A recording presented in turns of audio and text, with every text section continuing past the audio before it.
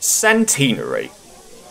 One day in early summer, the Fat Controller called a meeting of the engines.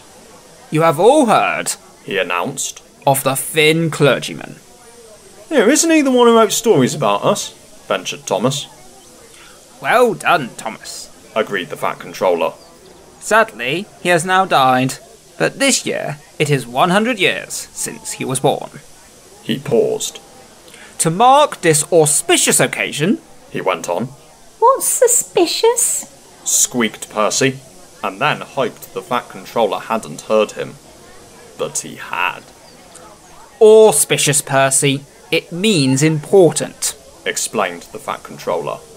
To mark this, important occasion, I have arranged for a bust of the Thin Clergyman to be unveiled here in a few weeks. Your duties will be adjusted so that you can all attend. There will be a very special visitor there to unveil the bust. Sometime later, the Fat Controller spoke to James. I have an important job for you, he said.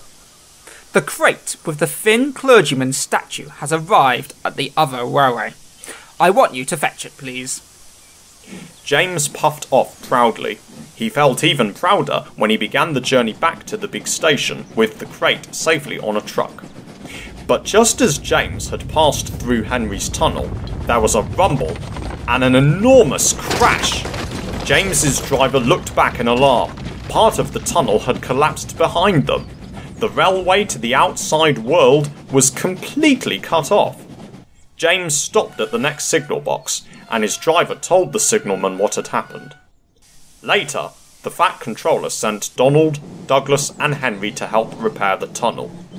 But until it was mended, no trains could reach the other railway from the Island of Sodor. And no engines can get onto the island either, pointed out Gordon. Pip and Emma are stuck on the other side of the tunnel, and they are supposed to bring the important visitors. On Thomas's branch line, the engines were worried too. We've all got jobs to do on the day, said Thomas, but what if no one can get here? Don't worry, soothed his driver. Bertie and his friends are meeting all the trains on the other railway and bringing the passengers over. The Fat Controller gave orders to carry on as usual, but Gordon's trains to the other railway had to stop at the workstation. Bertie brought him passengers, but Gordon complained that it wasn't the same. Meanwhile, Percy had a smaller problem. Why is everyone bothered about something that's broken? He asked Toby one day. Toby was puzzled. Broken? He asked. What do you mean broken? Well, explained Percy. The Fat Controller said it was bust. What's bust? The Thin Clergyman, poor man, said Percy sadly. Thomas, listening nearby, laughed. The Thin Clergyman isn't broken, he chuckled. A bust is a sort of statue, just the head and shoulders of the person. Percy cheered up at once.